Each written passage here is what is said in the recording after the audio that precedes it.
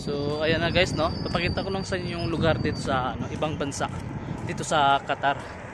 Ito, lalakad lang tayo ngayon dahil pupunta tayo sa grocery store. Mamimili tayo ng mga pagkain natin. So ayan, ganito lang naman.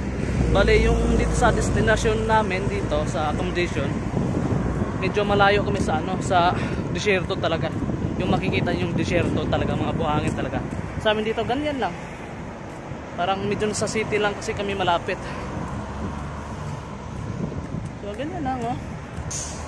Tapos medyo malayo dito kunti yung mall.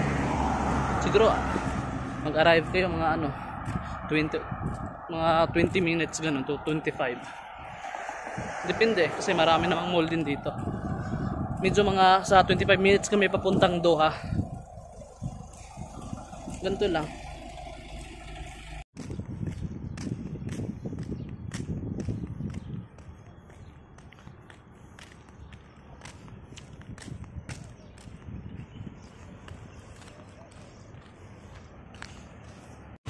Kainan na tayo guys. Ang sarap ng manok, oh. Barbecue.